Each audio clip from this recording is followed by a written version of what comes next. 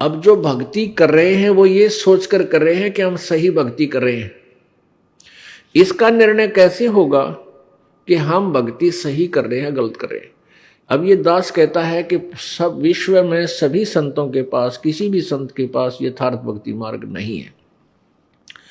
तो ये कह देने से बात नहीं समाप्त होती, ये आपको प्रमाण देने पड़ेंगे कि वो संत ये साधना बताता है, वो संत ये साधना बताते हैं, वो संत ये साधना बताते हैं, उस पंथ में ऐसा मार्गदर्शन है और हमारे सदग्रंथों में ये मार्ग लिखा है।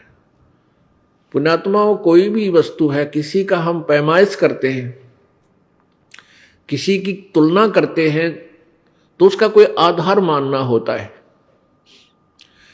हमने अपने भक्ति मार्ग के इस प्रोसीजर को, इस मेथड को आधार माना है सदग्रंथों को। सदग्रंथों में कौन कौन से हैं? पवित्र चारों वेद और पवित्र पांचवा वेद जो है वो सूक्ष्म वेद, जिसके विषय में गीता जी अध्याय नंबर 4 के श्लोक नंबर 32 में 32 में कहा है। उसमें क्या कहा है कि जैसे गीता जी अध्याय नंबर 4 के श्लोक नंबर 25 से लेकर 31 तक केवल इतना ज्ञान दिया गया है कि कोई ऐसे साधना करता है, कोई तीव्र अहिंसा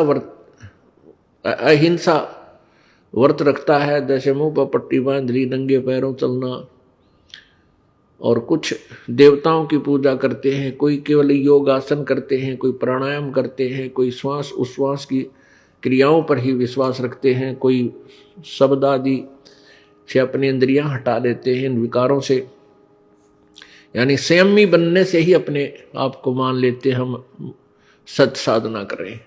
यानी ये जो भी साधना जैसी करता है, अपनी साधना को, अपनी क्रियाओं को वो पाप नाशक जानते हैं। यानी उनको ये समझ रहे हैं कि हम जो साधना करेंगे पाप नाशक है, इसलिए तो वो कर रहे हैं ना, तो छोड़ दे उनको। तो चौथे अध्याय के 32वें श्लोक में कहा है कि इसी प्रकार के बहुत विस्तार से और भी भक्ति के साधन उस परमात्मा के सच्चिदानंद घन ब्रह्मणे मुखे यानी सच्चिदानंद घन ब्रह्म के मुखारविंद से उच्चारित उस मुख्य ज्ञान में, अर्थात सूक्ष्म वेद में, 5वें वेद में विस्तार से कहे गए। और उनको कर्म जान, यानी वो करने से ही बनेंगे, कहने से नहीं। यानी क्रिया उनकी जो काम करते करते अपना सिंपल वेत है, साधारण ढंग से, जैसे आप गृहस्थी हैं या कोई जैसा भी है, अपना मतलब हठ योग से नहीं, जैसे जंगल में जाकर बैठ गए, समाधि ला ली, तप करने लग गए, कहते उससे नहीं। वो तो अपना साधारण क्रियाएं करते हुए और सहज मार्ग है वो। तो यह गीता जी के अनुवादकर्ताओं ने यहां ब्रह्मणे का अर्थ वेद कर दिया और मुख्य का अर्थ वाणी कर दिया। ये गलत किया। गीता जी अध्याय नंबर 17 के श्लोक नंबर 23 में ब्रह्मणे का अर्थ लिखा है सच्चिदानंद घन परमात्मा, सच्चिदानंद घन ब्रह्म। तो यहां भी हम ब्रह्मणे का अर्थ सच्चिदानंद घन ब्रह्म कहें और मुख्य माने उनके वाणी में, सच्चिदानंद घन की वाणी में बहुत विस्तार से कहे गए हैं। तो इससे सिद्ध है कि गीता ज्ञानदाता किसी अन्य भगवान के बारे में कह रहा है, अपने से अलग, और उनके द्वारा उसके मुखारविंद से उच्चारित ज्ञान में सब प्रकार की वो साधनाएं, और उन कौन सी साधनाएं ठीक हैं, कौन सी गलत हैं, ये सब निर्णायक ज्ञान उसमें उस 5वें वेद में दिया है, सच्चिदानंद घन की वाणी में।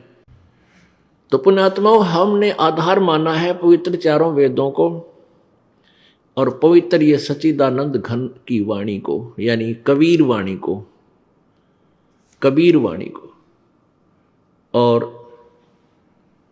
पवित्र श्रीमद् भगवत गीता को, पवित्र 18 पुराणों को। इनको आधार मान करके हमने भक्ति ज्ञान और भक्ति विधि आपको बताई, जो हम जिसको हम सत्य कहते हैं कि ये सच्ची साधना है। और यही साधना हमारे गुरुदेव ने हमें इस दास को पहले ही दे रखी थी, जब तक हमने वेदों और गीता को देखा भी नहीं था। उन्होंने कहां से दिया था हमें? वो भक्ति मार्ग सच्चिदानंद घन की वाणी मत है, यानी उस परमेश्वर की वाणी, कबीर वाणी से वो ज्ञान, उस आधार से हमें भक्ति दी थी जो आज उसमें विद्यमान है।